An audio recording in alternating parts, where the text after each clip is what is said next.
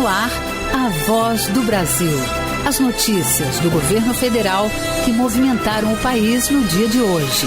Olá, boa noite. Boa noite para você que nos acompanha em todo o país. Terça-feira, 18 de março de 2025. Vamos ao destaque do dia: isenção no imposto de renda. Governo envia ao Congresso o projeto de lei para a isenção total de quem ganha até R$5.000 por mês. E reduz o imposto para quem ganha entre 5 e 7 mil. Com medida, 90% das pessoas que declaram imposto de renda serão beneficiadas. O presidente Lula diz que a taxação dos muito ricos vai ajudar a beneficiar a população. Vamos elevar o patamar de vida do povo brasileiro. Vamos dar uma chance aos que não comem comer. Vamos dar uma chance aos que não estudam estudar. Vamos dar uma chance àqueles que não têm o direito de rir e voltarem a rir.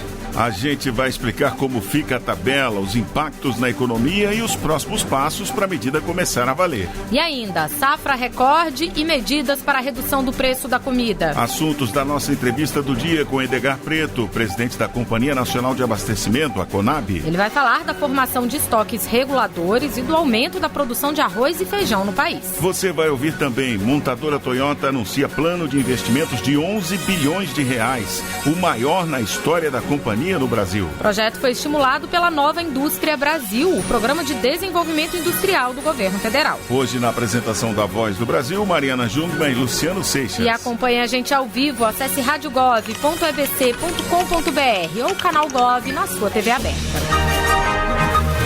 Menos imposto de renda para cerca de 90 milhões de brasileiros. O governo federal enviou hoje ao Congresso Nacional o projeto de lei que muda a tabela do IR e estabelece a isenção total para quem ganha até R$5.000 por mês. O projeto também prevê uma alíquota menor do imposto para quem ganha entre R$5 e R$7.000. Para compensar, o governo vai aumentar a taxação de quem tem renda ou lucros muito altos, acima de R$600 mil por ano.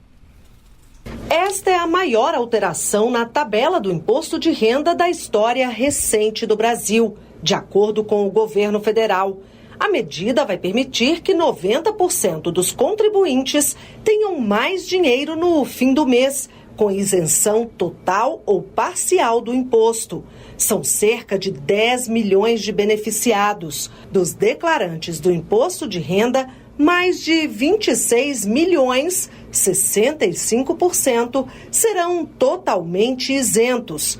Na cerimônia que oficializou o lançamento do projeto de lei, o presidente Lula afirmou que as mudanças vão melhorar a vida dos menos favorecidos pelas regras fiscais atuais. Estamos pedindo aos brasileiros que ganham mais, pessoas que vivem de dividendos, que nunca pagaram imposto de renda, pessoa que ganha milhões e milhões e que muitas vezes encontra um jeito de não pagar imposto de renda. Nós estamos dizendo para eles: gente, vamos elevar o patamar de vida do povo brasileiro. Vamos dar uma chance aos que não comem comer. Vamos dar uma chance aos que não estudam estudar. Vamos dar uma chance àqueles que não têm o direito de rir e voltarem a rir. Vamos dar uma chance para aqueles que não têm o direito de ser feliz, voltarem a ser feliz. Hoje, a faixa de isenção do imposto de renda pessoa física é de R$ 2.824, o equivalente a pouco menos de 2 salários mínimos. O aumento no número de isentos terá um impacto de cerca de 26 bilhões de reais anuais nos cofres públicos. Para compensar a perda na arrecadação, haverá um aumento na taxação para contribuintes com renda acima de R$50 mil por mês e com dividendos do exterior. Esses contribuintes representam 0,06% da população do país.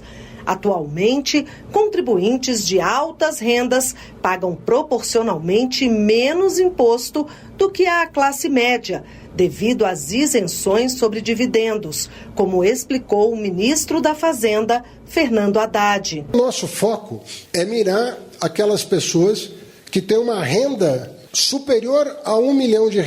Tem uma escadinha que começa com 50 mil por mês de renda, portanto 600 mil reais ao ano, mas na verdade é uma escadinha muito suave, que na verdade atinge a sua maturidade ali depois de R$1 milhão de renda por ano. Além de ampliar a faixa de isenção, Contribuintes com renda entre R$ 5.000 e R$ 7.000 terão um desconto parcial, reduzindo o valor atualmente pago. A ministra de Relações Institucionais, Gleisi Hoffmann, falou sobre o impacto econômico da medida. Essa renda em circulação significa crescimento da economia, significa a roda da economia girar. O projeto de lei segue agora para a votação no Congresso Nacional. Reportagem Luciana Colares de Holanda. E para explicar melhor os detalhes sobre as mudanças na tabela do imposto de renda e os impactos dela para a economia do país, a repórter Luana Karen está aqui ao vivo para conversar conosco. Boa noite, Luana. A ideia é que a partir de janeiro de 2026, então, quem ganha até R$ 5.000 por mês não pague mais imposto de renda, caso essa medida seja aprovada pelo Congresso Nacional, né? Qual que é o tamanho dessa economia no bolso do trabalhador? Boa noite, Mariana e Luciano, e boa noite também aos ouvintes da Voz do Brasil. Olha, eu vou dar alguns exemplos para a gente entender melhor. Com a isenção da cobrança do imposto de renda, um motorista que ganha um salário de R$ 3.650 e paga hoje cerca de R$ 81 de imposto de renda todo mês, ao final do ano, vai economizar R$ 1.058,72. Já uma professora com salário mensal de cerca de R$ 4.860 vai economizar R$ 305 por mês e ter uma sobra de R$ 3.970,07 por ano. No caso da brigadista Kelly de Fátima Souza Silva, a economia com imposto vai possibilitar que ela conclua os estudos para tornar-se enfermeira.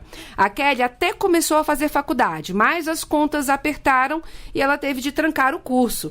Agora, ela planeja voltar a estudar com o dinheiro que vai sobrar. Mais de R$300 descontado no meu contra-cheque por mês. E aí é mais da metade da minha faculdade. Eu vou estar guardando para poder pagar minha faculdade. E se aprovada essa proposta, vai ser ótimo para todos nós, né, que sonham. A proposta também prevê um desconto progressivo no imposto de renda para quem ganha entre R$ 5.000 e R$ 7.000 por mês, que varia entre 75% a 25%. Por exemplo, uma enfermeira que recebe um salário de R$ 6.260 hoje paga R$ 670 por mês de imposto de renda.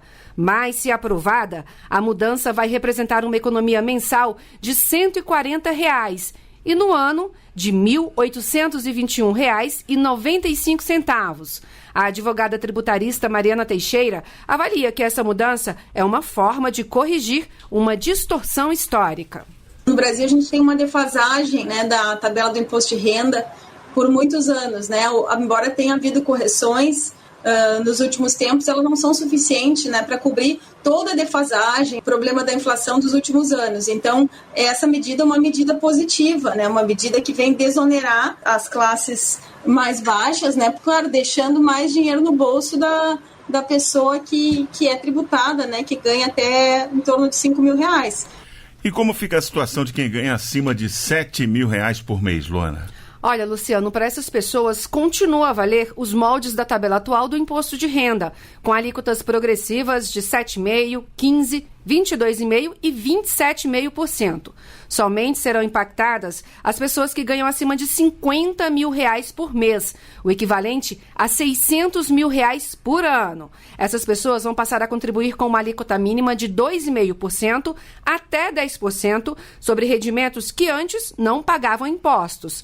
É o caso de acionistas que recebem parte do lucro de uma empresa e não pagavam imposto sobre esse valor, por exemplo.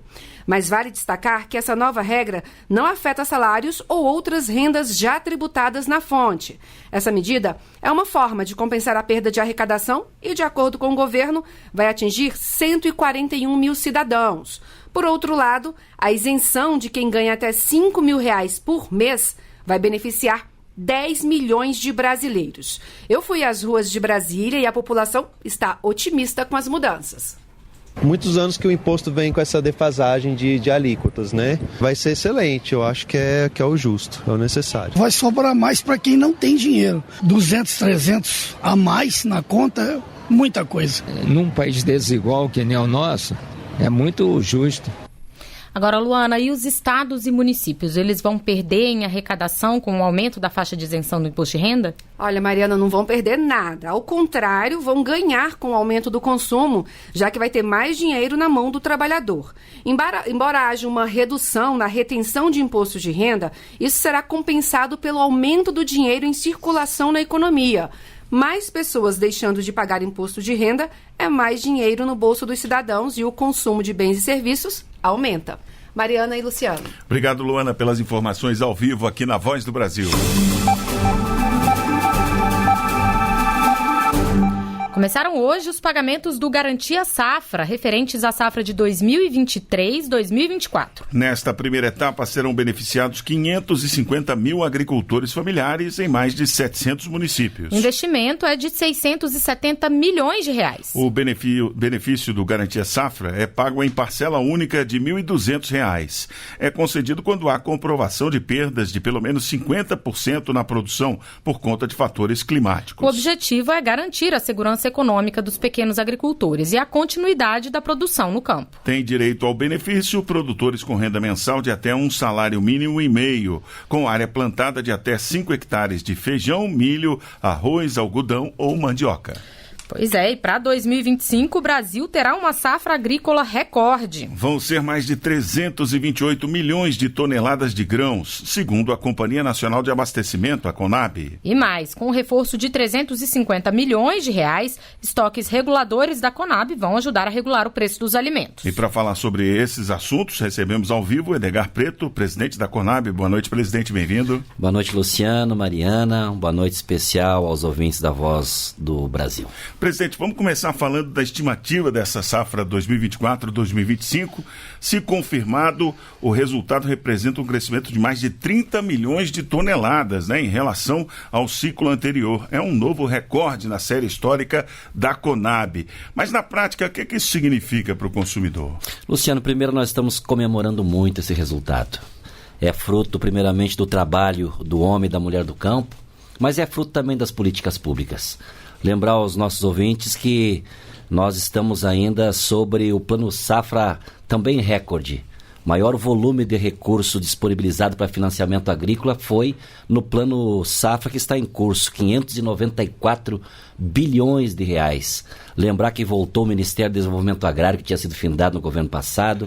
Lembrar que voltou o Plano Safra da Agricultura Familiar, que também não existia mais. E a Conab, que se encaminhava para a extinção, voltou a cumprir com a sua missão, que é justamente ajudar a garantir o abastecimento nacional.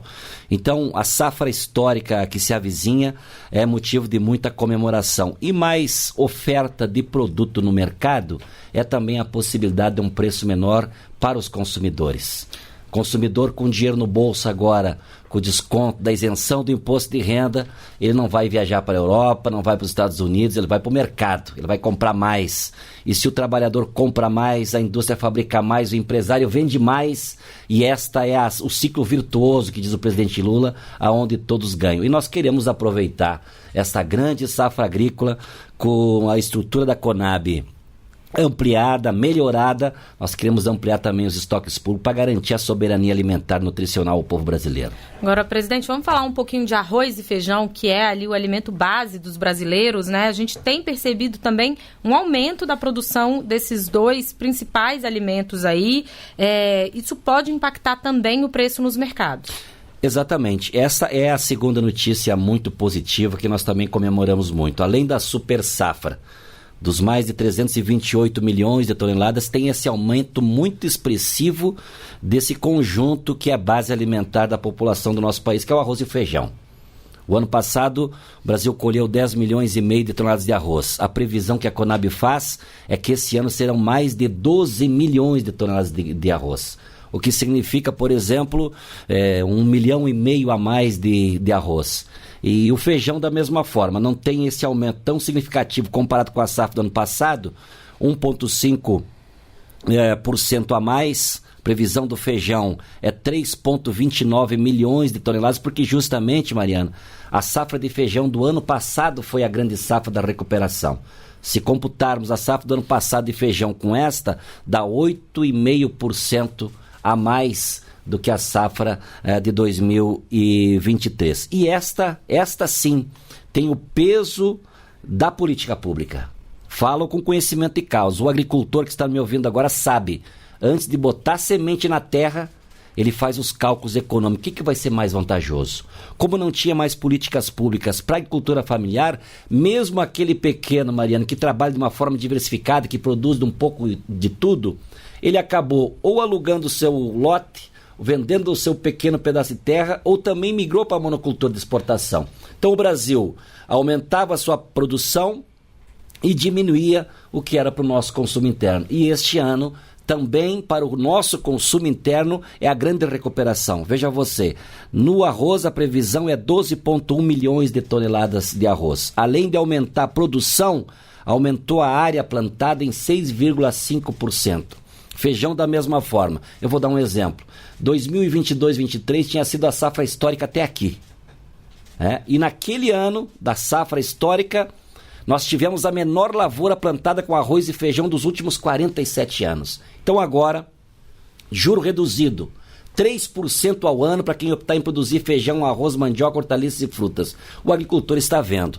Produzir comida neste Brasil passou a ser um bom negócio outra vez. Presidente, o senhor fez referência aqui, uma das formas de baixar os preços também é a formação dos estoques reguladores. E a Conab vai ter um reforço de 300 milhões de reais para formar esses estoques. O senhor pode explicar como é que funciona essa ação e como ela impacta tanto o produtor como o cidadão? Luciano, primeira coisa, para fazer estoques públicos precisa ter o básico, é ter o que comprar e ter aonde guardar. Como tinha diminuído a produção do arroz, do feijão para o nosso consumo interno e outros produtos, as estruturas da Conab também tinham diminuído muito. No governo passado, foi fechado 27 unidades armazenadoras. Conab tinha 91, ficou com 64 e também com poucos investimentos feitos nesse período. Agora, por decisão do presidente Lula do governo federal, a Conab reforçou o orçamento para ampliar nossa capacidade estática de armazenamento. Eu disse ao presidente Lula, agora a Conab está preparada para fazer estoques públicos e por esta decisão é que foi reforçado. Somado ao orçamento que já estava definido na Conab para estoques públicos, mais esses 350 milhões, nós estamos agora com R$500 bilhão para comprar comida com preço justo do agricultor, fazer estoques públicos. Quando o preço subir para o consumidor, a gente coloca esse produto no mercado e equilibra os preços para os consumidores. Então, formar estoque é uma política que tem duas mãos. O agricultor sente a mão amiga do governo federal quando o preço cai, que é quando a gente pode comprar, e o consumidor sente também a mão amiga do governo quando o preço sobe, a gente pode equilibrar preços tendo estoques públicos. Essas medidas já devem surtir efeito logo no preço dos alimentos, presidente? Somente essa super safra, o aumento da produção do arroz e o feijão já está baixando o preço. Exemplo, o arroz no último mês baixou o preço para o consumidor em 6,24%. Se somarmos o ano, é 14,59% a menos que o consumidor está pagando pelo arroz. O feijão, a queda foi maior ainda, porque a super safra do ano passado, mas a safra deste ano, o feijão caiu 44,4% para os consumidores nas prateleiras dos supermercados. Muito bem, nós conversamos com o Edgar Preto, presidente da Conab. Muito obrigado por sua participação aqui na Voz do Brasil. Muito obrigado pela oportunidade também. Até 2030, mais de 11 bilhões de reais vão ser investidos pela Toyota no Brasil. E hoje, em Sorocaba, o presidente Lula visitou a linha de produção e montagem da fábrica. A repórter Vanessa Casalino tem mais informações. A japonesa Toyota anunciou o maior plano de investimentos da história da montadora para o Brasil, que está presente no país desde o fim dos anos 60. Serão 11 bilhões e meio de reais até 2030. Desse valor, 5 bilhões de reais até o ano que vem, quando deve começar a operar a nova fábrica da montadora em Sorocaba, São Paulo. Com essa expansão, a capacidade produtiva vai aumentar em 50%. Serão 100 mil veículos por ano. E isso também significa mais empregos, cerca de 10 mil novos postos de trabalho diretos e indiretos. O vice-presidente Geraldo Alckmin destacou que a política industrial do governo estimula esse tipo de investimento. O ano passado cresceu a indústria de transformação 3,8%, com a NIB, a Nova Indústria Brasil.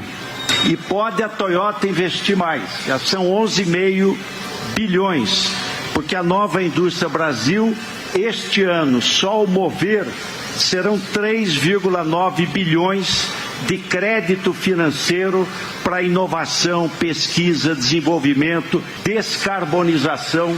O presidente Lula visitou a linha de produção e montagem da Toyota nesta terça-feira em Sorocaba. Os investimentos do setor automotivo no país superam os 65 bilhões de reais até 2033. Recursos alinhados com o Nova Indústria Brasil, criado para impulsionar o setor com sustentabilidade e inovação. De Sorocaba, em São Paulo, Vanessa Casalino. No mês das mulheres, 2 iniciativas foram lançadas para ampliar a presença feminina no turismo brasileiro. Uma delas busca incentivar o empreendedorismo. Para isso, o Ministério do Turismo cria condições especiais de acesso ao Fundo Geral de Turismo para empreendedoras que se tornaram mães recentemente. Outra medida é a oferta de vantagens para mulheres que viajam sozinhas. Em parceria com a Associação Brasileira da Indústria de Hotéis, será oferecido 15% de desconto em hospedagens. O ministro do Turismo, Celso Sabino, destacou as ações para impulsionar o setor e fortalecer a presença feminina. O que nós estamos dizendo para essas mulheres? Vem que o Brasil te espera. Vem que o Brasil está de braços abertos. Maragogi, Recife, Fortaleza, Alter do Chão, Minas Gerais, Serra das Araucárias, enfim, Santa Catarina, Rio de Janeiro, Sergipe, Salvador, estão de braços abertos para lhe receber. A gestão e a efetividade dos benefícios sociais pagos pelo governo. Esse é o objetivo da Rede Federal de Fiscalização do Bolsa Família e do Cadastro Único, que hoje lançou um plano de ação para 2025. Entre as ações estão melhorias no monitoramento e na integração com outros órgãos para combate a fraudes. Além de fortalecer o combate às informações falsas disseminadas, principalmente na internet. A Rede Federal de Fiscalização do Bolsa Família e do Cadastro Único foi criada em 2023 para melhorar a gestão dos benefícios e prevenir fraudes. O plano de ação para 2025 conta com 3 eixos: qualificação das informações, aprimoramento da fiscalização e combate a fraudes. Entre 2023 e 2024, essa fiscalização já foi intensificada, com a identificação de fraudes e de pagamentos indevidos. Mais de 4 milhões de benefícios foram cancelados no período, segundo o ministro do Desenvolvimento e Assistência Social, Família e Combate à Fome, Wellington Dias. Ele lembra que o objetivo do plano é ampliar esse trabalho, evitando fraudes para que os benefícios cheguem a quem realmente precisa. Não é a retirada de nenhum direito de quem tem direito, é combate à fraude, é superação da pobreza. O que estamos fazendo hoje aqui tem tudo a ver com eficiência. Cada centavo tem que ser tratado com bastante eficiência. Esse volume de dinheiro precisa chegar a quem realmente tem o direito. O plano prevê uma integração maior entre o Ministério e os órgãos de controle e investigação, melhorando o fluxo de denúncias envolvendo o Cadastro Único. Outro ponto forte será o combate à fake news sobre os programas sociais, com respostas rápidas e medidas efetivas contra a desinformação. Ao todo, 48 benefícios e programas federais têm o Cadastro Único como referência, totalizando pagamentos de 400 bilhões de reais por ano. Reportagem Cleide Lopes.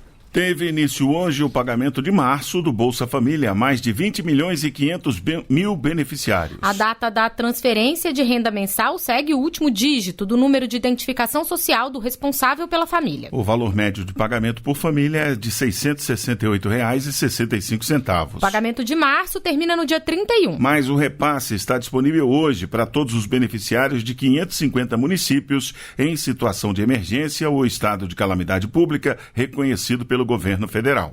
Quer saber mais informações sobre o pagamento no seu estado? Você pode ir em radiogov.ebc.com.br.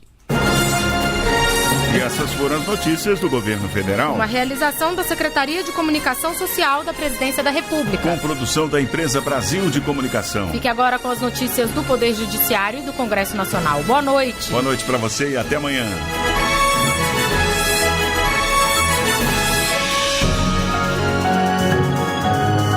Voz do Brasil. Governo Federal.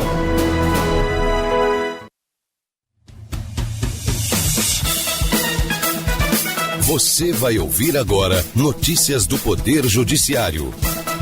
Primeira turma do STF julgará em 8 e 9 de abril denúncia contra mais um grupo de denunciados por tentativa de golpe de Estado. Supremo vai julgar pedidos para que 3 ministros não participem da análise das denúncias sobre golpe. Para a primeira turma do STJ, declarações de Bolsonaro contra a urna eletrônica não podem ser objeto de ação popular. Boa noite, eu sou Ariana Fonseca. E eu sou Carlos Eduardo Cunha. Primeira turma do Supremo Tribunal Federal julgará nos dias 8 e 9 de abril denúncia contra integrantes do chamado Núcleo 3 da tentativa de golpe de Estado. O colegiado vai analisar presencialmente se recebe ou não a denúncia da PGR.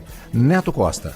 O presidente da primeira turma do Supremo Tribunal Federal, Cristiano Zanin, marcou para 8 e 9 de abril o julgamento do Núcleo 3, dos acusados pela Procuradoria-Geral da República por tentativa de golpe de Estado. No dia 8 de abril, serão 2 sessões, uma às 9h30 e outra às 14 horas. No dia 9, a sessão está marcada para iniciar às 9h30. Diante do grande número de acusados, 34 pessoas, a PGR dividiu a denúncia em 3 núcleos. Esse terceiro grupo é formado por militares que teriam participado da tentativa de golpe de Estado. O presidente do STF, ministro Luiz Roberto Barroso, convocou sessão virtual extraordinária do plenário para analisar pedidos de impedimento dos ministros Flávio Dino, Cristiano Zanin e Alexandre de Moraes para analisar a denúncia apresentada pela Procuradoria-Geral da República por tentativa de golpe de Estado. O julgamento começa às 11 horas da manhã desta quarta-feira e vai até às 11 horas e 59 minutos de quinta-feira. No final de fevereiro, Barroso negou as demandas para afastamento dos 3 ministros. Agora, o plenário vai analisar os recursos contra essas decisões. Os pedidos de impedimento foram feitos pelo ex-presidente Jair Bolsonaro e pelos generais da reserva Braga Neto e Mário Fernandes. Declarações do ex-presidente da República, Jair Bolsonaro, contra a urna eletrônica não podem ser objeto de ação popular. Essa conclusão é do STJ. Fátima Uchoa. Um cidadão ajuizou ação popular contra Bolsonaro por declarações que ele fez quando era presidente da República sobre a credibilidade das urnas eletrônicas. Após o TRF6 negar seguimento ao processo, a primeira turma do STJ também negou o pedido, considerando que declarações públicas ou opiniões de agentes políticos, sem efeitos jurídicos concretos na administração pública, não configuram atos ilegais e lesivos, passíveis de combate pela via da ação popular. O relator foi o ministro Gurgel de Faria. Empresa terá que pagar tratamento de saúde de motorista de caminhão que ficou paraplégico em acidente. A decisão é da 7ª turma do TST. Larice de Paula. Na ação, o empregado disse que nos dias anteriores ao acidente, ele chegou a fazer jornada superior a 13 horas. Por estar cansado e com sono, ele perdeu a direção do caminhão e tombou na pista a caminho de Canoas, no Rio Grande do Sul. Ao ficar paraplégico, o motorista pediu que a empresa pagasse todas as despesas do tratamento de saúde. A 7ª turma do TST aceitou o pedido após avaliar que o transporte de combustíveis é uma atividade de risco. MPF encaminha à Polícia Federal relatório de inspeções em unidades prisionais de Pernambuco. Ao todo, foram feitas vistorias em 11 unidades em 2024. Júlia Costa.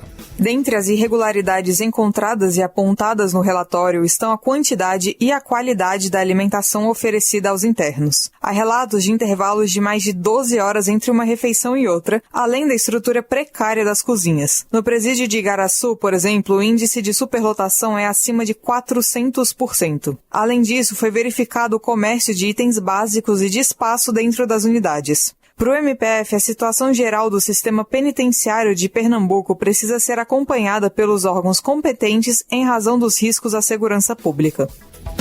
Você acompanha outras notícias do Poder Judiciário em 104,7 FM para o Distrito Federal e em torno. Ou pelo canal 1.3 da TV aberta em Brasília. Ouça também pelo TuneIn de qualquer lugar do mundo. E baixe agora o TV Justiça Mais, disponível na loja de aplicativos do seu celular. Boa noite. E até amanhã. Notícias do Poder Judiciário, uma produção da Rádio Justiça, Supremo Tribunal Federal.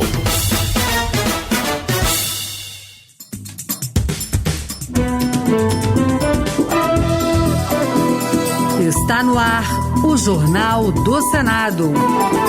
Eu sou Paula Groba e estes são os destaques de hoje do Jornal do Senado, que começa agora. Davi Alcolumbre assegura a atenção do Senado a projeto que isenta de imposto de renda quem ganha até R$5 mil. Aprovada a garantia de alfabetização de crianças até o 2º ano do ensino fundamental. Senado celebra 40 anos de redemocratização do Brasil.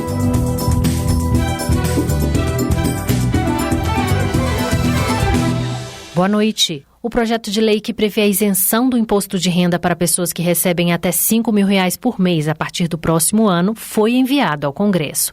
No Senado, o líder do governo garantiu que a medida não resultará em aumento de tributos para quem estiver fora dessa faixa salarial. A oposição sinaliza apoio à proposta, desde que não haja elevação da carga tributária. Repórter Érica Christian. O presidente Lula enviou ao Congresso Nacional o projeto que vai isentar do imposto de renda, a partir de janeiro do ano que vem, quem recebe até R$5 mil mensais. Hoje não paga o tributo o salário de R$ 2.259,20. O governo estima uma renúncia de 27 bilhões de reais, que serão compensados com a taxação de até 10% sobre rendimentos acima de R$50 mil ou R$600 mil.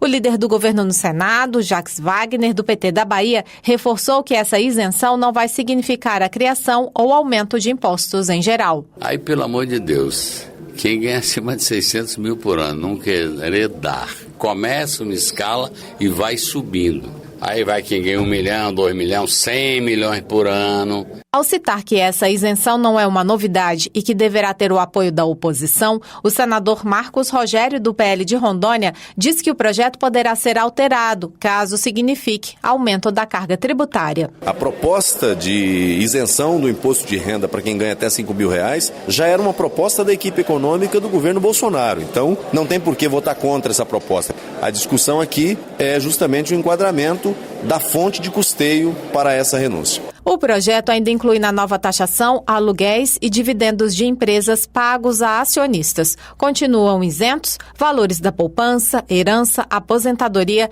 pensão de moléstia grave, venda de bens, rendimentos mobiliários e títulos isentos e indenizações. O presidente do Senado e do Congresso, Davi Alcolumbre, parabenizou o governo pelo envio do projeto que amplia a isenção do imposto de renda para quem ganha até R$5 mil a partir de 2026. Alcolumbre destacou que a medida, parte da reforma tributária, reflete o compromisso com o equilíbrio econômico e o desenvolvimento do país. No Senado, Davi Alcolumbre disse que o projeto será analisado com atenção e responsabilidade.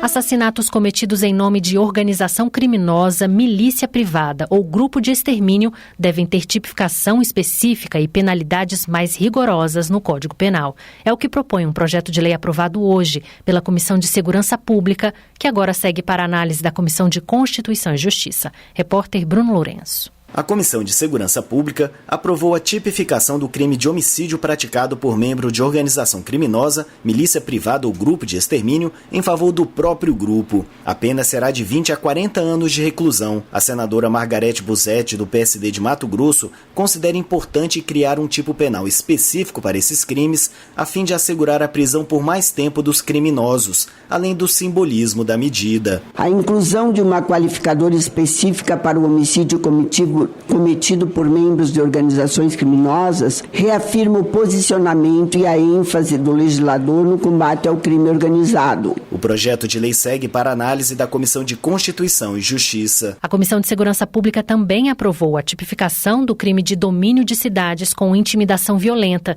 que é a ação de bloquear as vias públicas e as estruturas de segurança para impedir ou retardar a ação do Estado e, com isso, praticar crimes. A pena, de acordo com o projeto, é de 12 a 20 anos de prisão, podendo chegar a 30 anos se a ação resultar em morte. A proposta, que segue para a Comissão de Constituição e Justiça, também classifica o domínio de cidades com intimidação violenta como crime hediondo. O Senado aprovou um projeto que cria o Compromisso Nacional Criança Alfabetizada. O objetivo é coordenar ações para garantir que, ao final do segundo ano do ensino fundamental, todas as crianças estejam alfabetizadas. Os detalhes com o repórter Alexandre Campos. Coordenadas entre a União, os estados e os municípios, as políticas previstas no Compromisso Nacional Criança Alfabetizada também devem focar nos estudantes que não alcançarem os padrões de leitura e escrita no período definido pelo projeto. A proposta é resultado do trabalho da Subcomissão Permanente da Alfabetização na Idade Certa, da Comissão de Educação, e prevê a assistência técnica da União e enfrentamento das desigualdades regionais. Relator do projeto, o senador Cid Gomes, do PSB do Ceará, lembrou que a criança com uma formação inadequada lá no início da sua vida escolar terá dificuldades nas séries subsequentes, com efeitos negativos profundos no futuro. Os déficits de alfabetização e letramento levam à repetência, que gera o fenômeno da distorção idade série e, em última instância, ao abandono e evasão escolar. Pelo texto, a adesão dos estados e municípios ao compromisso é voluntária. O projeto trata ainda da alfabetização de populações específicas, como a educação de jovens e adultos, educação especial do campo, de indígenas e quilombolas, e prevê a criação de um fórum nacional que vai articular e implementar as ações voltadas ao direito à alfabetização. O projeto segue para análise da Câmara dos Deputados. Senadores também aprovaram na tarde de hoje a medida provisória que destina mais 383 milhões de reais para ações de recuperação de municípios gaúchos atingidos no ano passado pelas enchentes. A proposta seguiu para a promulgação. Segundo o governo, o valor é necessário para cobrir despesas no estado que continua enfrentando os reflexos dos desastres causados pelas chuvas em 2024 e que muitas famílias ainda precisam de ajuda para se recuperar das perdas. O senador Sérgio Moro, do União Brasil do Paraná, afirmou que espera uma redução nas penas dos envolvidos nos acontecimentos de 8 de janeiro, seja por iniciativa do STF, por uma lei de anistia no Congresso ou por um projeto de sua autoria. Moro lembrou que no ano passado apresentou um projeto de lei que unifica as penas para crimes como a abolição violenta do Estado Democrático de Direito e o golpe de Estado, com base na tese apoiada pelos ministros André Mendonça e Luiz Roberto Barroso, que defendem evitar a dupla punição pelo mesmo fato.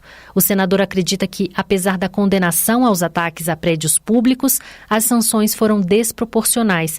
Ele sugeriu que o STF poderia revisar os casos, inclusive orientando uma revisão criminal. Não é uma falta moral reconhecer um erro e revisar esse erro. O erro, na verdade, existe em insistir num apenamento excessivo desses indivíduos.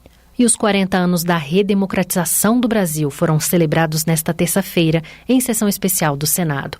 Homenageado em plenário, o ex-presidente José Sarney disse que, além de comemorar, o país deve zelar pela democracia. Repórter Celso Cavalcante. Em 15 de março de 1985, tomava posse o primeiro presidente civil da República após 21 anos de ditadura militar. José Sarney, eleito vice-presidente na chapa de Tancredo Neves, assumiu ainda como interino, devido à impossibilidade do titular, internado em hospital de Brasília na véspera da posse. Com a morte de Tancredo em 21 de abril, Sarney foi efetivado na presidência, com o desafio de reconduzir o país à normalidade democrática. O presidente do Senado, Davi Alcolumbre, lembrou que, naquele momento, Tancredo Neves simbolizava a esperança de toda uma população. No entanto, sua morte antes da posse causou grande comoção e incerteza no nosso país. Coube, então, ao presidente José Sarney a responsabilidade de conduzir essa transição democrática. Presente à sessão especial, José Sarney afirmou que a democracia é algo a ser cultivado de modo permanente. A democracia chegou devendo comemorá-la e, ao mesmo tempo, zelar por ela. Somos uma democracia de massa, onde o povo participa, a cidadania exerce todos os seus direitos civis e individuais. O requerimento para a sessão especial, que celebrou os 40 anos de redemocratização do país, foi feito pelo senador Jorge Cajuru, do PSB de Goiás.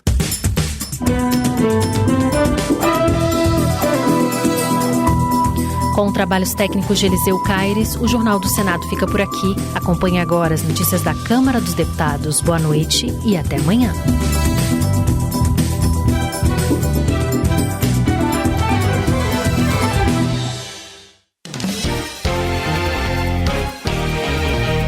Jornal.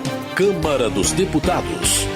Deputados devem definir distribuição das comissões ao longo da semana. Base ligada ao governo celebra anúncio da isenção do imposto de renda. Bancada de oposição comenta atos políticos e reforça crítica ao judiciário.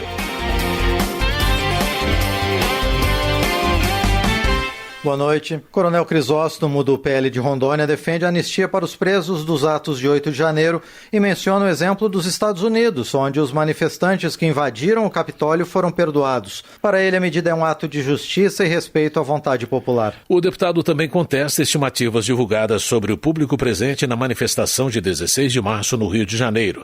Coronel Crisóstomo acredita que mais de 400 mil pessoas foram às ruas em apoio ao conservadorismo e a líderes políticos alinhados a essa ideologia. Gilson Daniel, do Podemos do Espírito Santo, acredita que a justiça deve ser aplicada, garantindo penas proporcionais aos envolvidos nos atos de 8 de janeiro.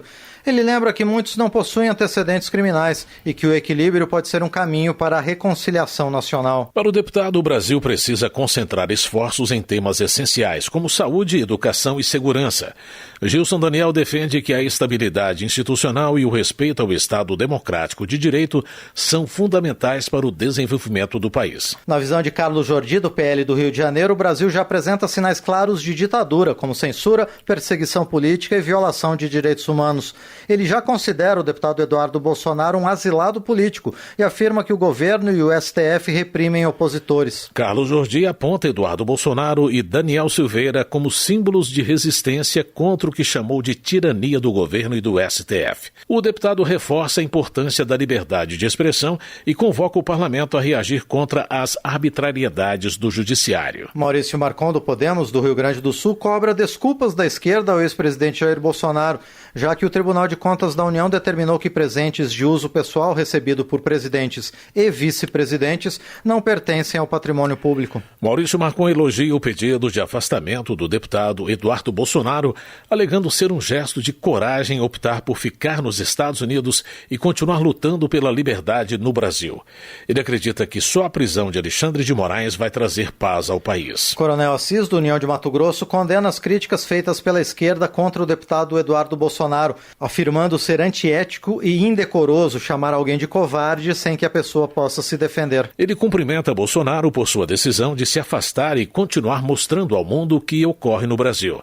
Coronel Assis cobra ainda da esquerda que tenha a hombridade de se desculpar com Jair Bolsonaro sobre o roubo de joias sauditas, agora que o TCU confirmou que elas pertencem a ele. Luiz Lima, do PL do Rio de Janeiro, alega que decisões do judiciário têm afetado a representatividade política e gerado incerteza sobre as regras democráticas. Para ele, o equilíbrio entre os poderes está ameaçado e é necessário resgatar a transparência institucional. O parlamentar critica a atuação do STF, acusando o tribunal de extrapolar seu papel ao interferir em questões que deveriam ser decididas pelo Legislativo.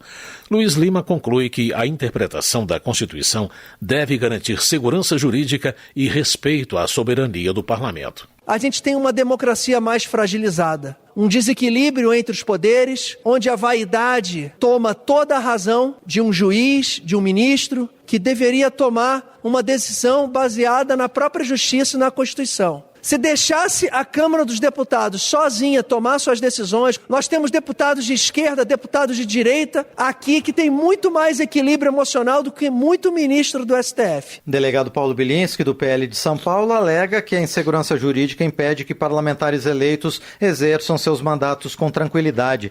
Segundo ele, o judiciário persegue políticos e profere decisões que ameaçam o equilíbrio democrático. Delegado Paulo Bilinski afirma, inclusive, que o colega Eduardo Bolsonaro sofre perseguição política e que, por isso, está autoexilado nos Estados Unidos.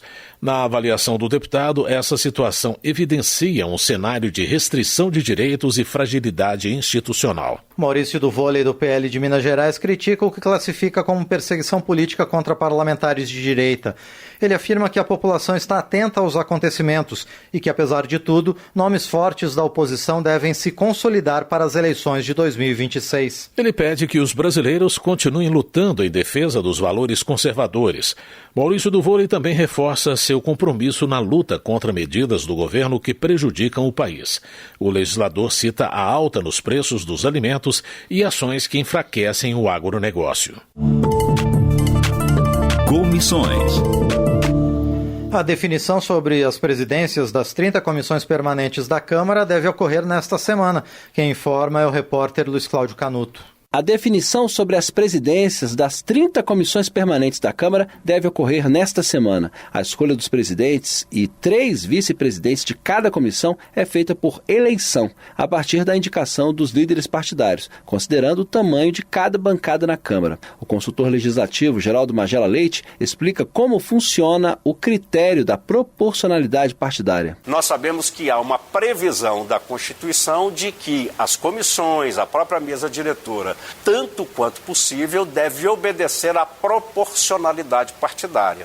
Uma vez fixada a proporcionalidade de cada partido ou de cada bancada, os líderes dos partidos e das bancadas irão então encaminhar ao presidente da Casa quais são os membros daquela representação, daquela bancada, daquele partido em cada comissão. As comissões permanentes da Câmara tanto votam projetos relacionados ao tema de cada uma, quanto exercem função fiscalizadora. Nas comissões ocorrem ainda debates com a participação da sociedade. A mais importante delas é a Comissão de Constituição e Justiça, porque é a única por onde passam todas as propostas. Além disso, a Comissão de Constituição e Justiça também examina as propostas de emenda à Constituição na fase denominada de admissibilidade. Para que uma proposta de emenda à Constituição tramite pela Câmara, ela passa antes por análise dos requisitos constitucionais na CCJ. Também existem matérias que têm um mérito analisado pela comissão quando tratam de direitos e garantias fundamentais, matéria eleitoral e partidos políticos. Um acordo feito entre os partidos no início da legislatura estabeleceu que houvesse um rodízio de legendas no comando da Comissão de Constituição e Justiça, não necessariamente seguindo o critério do tamanho das bancadas.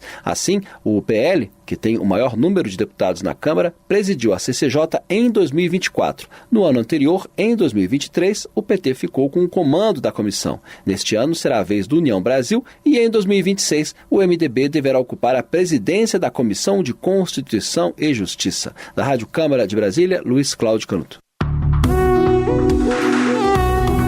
Política. Hildo Rocha, do MDB, contesta a decisão do STF em ação que questiona o regimento interno da Assembleia Legislativa do Maranhão.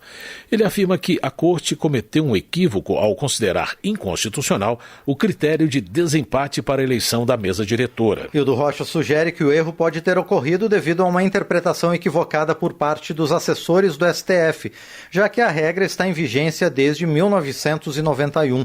Para evitar interferências indevidas no poder legislativo maranhense, o parlamentar pede a revisão da sentença. Direitos Humanos. Daiana Santos, do PCdoB do Rio Grande do Sul, se despede da presidência da Comissão de Direitos Humanos, apresentando os avanços alcançados, com destaque à aprovação de 16 projetos de lei, regulamentação de terras quilombolas e defesa dos povos originários e da população LGBTQIA+. Daiana Santos defende projeto de sua autoria que prevê a redução da jornada de trabalho para 40 horas semanais, garantindo mais qualidade de vida aos trabalhadores e impactos positivos para a economia.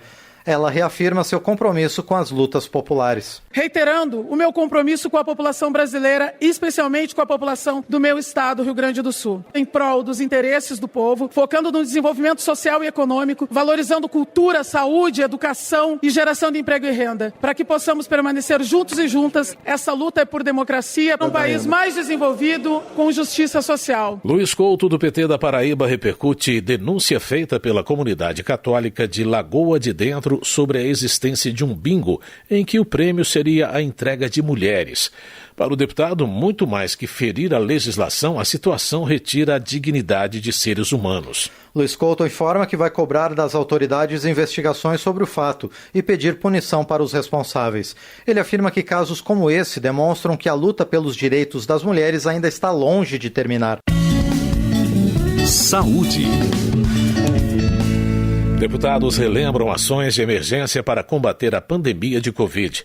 A repórter Mônica Tati relembra o papel do parlamento no início do processo. Há 5 anos, o plenário da Câmara aprovava o decreto presidencial que pedia o reconhecimento de calamidade pública diante da pandemia de coronavírus. A proposta, que foi aprovada em seguida pelo Senado Federal, permitia que o Executivo gastasse mais do que o previsto e desobedecesse às metas fiscais para custear as ações de combate à pandemia. A validade dos gastos foi acompanhada por uma comissão formada por deputados e senadores. Uma semana antes, a OMS, a Organização Mundial de Saúde, havia anunciado a pandemia. Entre 2020 e 2024, estima-se que cerca de 36 milhões de brasileiros foram contaminados pela Covid-19. O número de mortos no Brasil devido à doença ou de complicações associadas a ela chegou a mais de 700 mil pessoas nesse intervalo de tempo. A deputada Jandira Fegali, do PCdoB do Rio de Janeiro, acredita que a ação rápida dos parlamentares em reconhecer a pandemia e em propor medidas de amparo para vários setores foi fundamental para ajudar a conter a tragédia. O Legislativo teve uma atuação muito importante, porque nós aprovamos todas as matérias necessárias, aprovamos o orçamento de guerra, aprovamos matérias rápidas para garantir vacina, para garantir regramento nas prioridades de vacinação, aprovamos orçamentos importantíssimos fora de qualquer parâmetro fiscal para garantir a defesa do SUS, a defesa da vida, as vacinas e cumprir as orientações que a ciência fez. Inclusive, nós criamos aqui uma comissão externa só para discutir a Covid, eu fiz parte dela e essa comissão contribuiu muito. Apesar da tragédia, Jandira Fegali frisa os ensinamentos que foram deixados pela pandemia. O que a gente tem que fazer? Respeitar a ciência, orientar a sociedade, aplicar as orientações da Organização Mundial da Saúde e fazer com que as pessoas vivam. O que nós tivemos aqui foi o estímulo à morte, a negação da vacina, a negação da máscara, a negação do isolamento social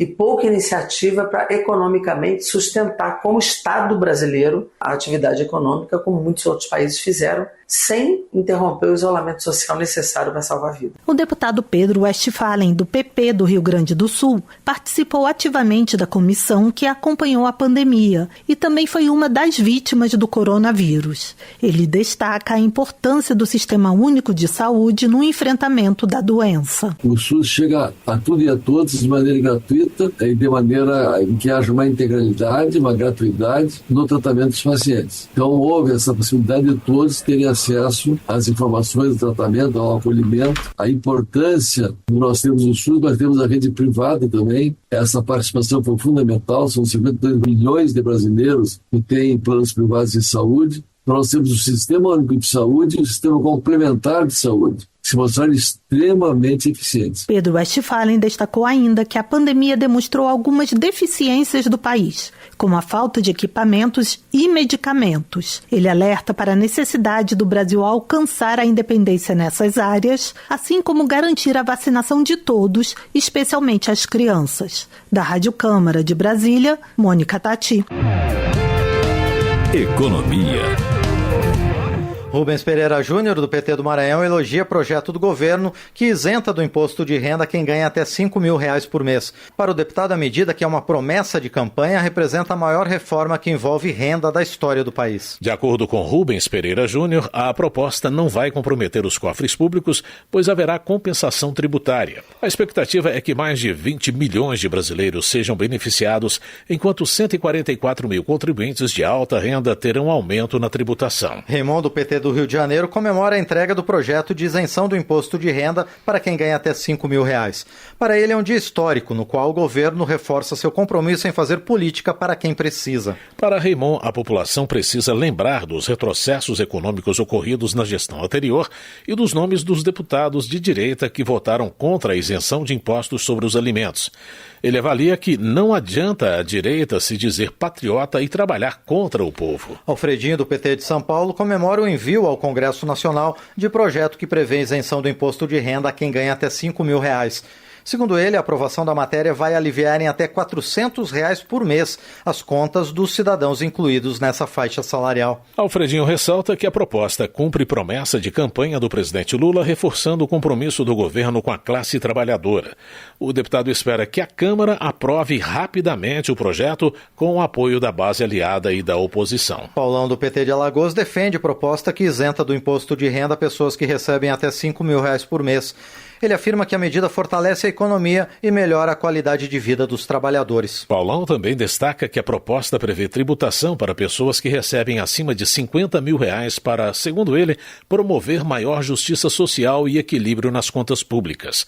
O deputado argumenta que é essencial aliviar a carga tributária dos trabalhadores de menor renda. Meio Ambiente. Charles Fernandes, do PSD da Bahia, defende que a transição energética é essencial para reduzir as emissões de carbono e enfrentar os desafios climáticos. Para ele, fontes como gás natural são estratégicos para garantir segurança energética com menor impacto ambiental. Charles Fernandes destaca também que o biometano produzido a partir de resíduos orgânicos pode substituir o gás natural sem grandes adaptações. Ele reforça a importância de políticas públicas para incentivar investimentos e ampliar a infraestrutura energética sustentável no país. Desenvolvimento regional. Comissão avalia aprendizados com tragédia de inundações no Rio Grande do Sul. O repórter José Carlos Oliveira nos conta como foi a visita dos deputados ao estado. Depois de 3 dias de visitas ao Rio Grande do Sul, a Comissão Especial da Câmara dos Deputados sobre Prevenção a Desastres Naturais avalia lições das inundações que deixaram mais de 180 mortos e atingiram quase todos os municípios gaúchos em maio do ano passado. Os deputados já haviam ido ao estado durante a tragédia para reforçar o socorro imediato às vítimas. Dessa vez, os objetivos eram verificar o trabalho dos órgãos públicos quanto à apuração e à mitigação de riscos e mapear a implantação de medidas de reparação individuais, sociais e ambientais. Nas redes sociais, o presidente da comissão, deputado Léo Prates, do PDT da Bahia, resumiu uma das principais lições. E aqui nós tivemos no Rio Grande do Sul 3 dias de aprendizado, 3 dias de muita dedicação. Principalmente aqui uma sugestão que ficou foi que nós precisamos preparar os planos diretores das cidades para a questão dos desastres climáticos. O deputado Gilson vai no seu relatório no fim do ano atualizar o Estatuto das Cidades e preparar o Estatuto das Cidades para isso. O Plano Diretor é a principal lei municipal responsável pelas diretrizes para os desenvolvimentos econômico, social e físico da cidade. Nele também estão as bases para a ocupação do território urbano. Parte de sua regulamentação consta do Estatuto das Cidades. Relator da Comissão Especial da Câmara, o deputado Gilson Daniel, do Podemos do Espírito Santo, confirmou a relevância desse instrumento legal na prevenção dos efeitos de eventos climáticos extremos. Para que o plano diretor tenha as condições para dar resposta mais rápida e também para, na sua atualização, prevenir para que a população não sofra, como sofreu aqui em Canoas, como sofreu em todo o Rio Grande do Sul.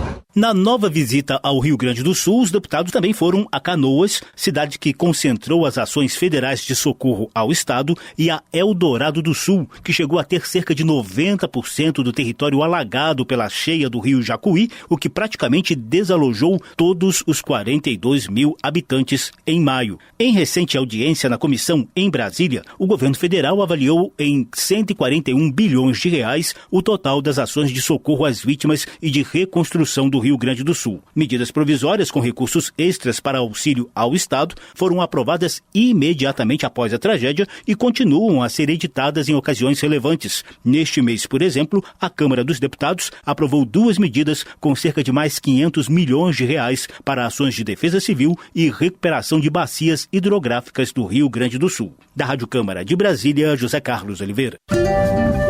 Educação.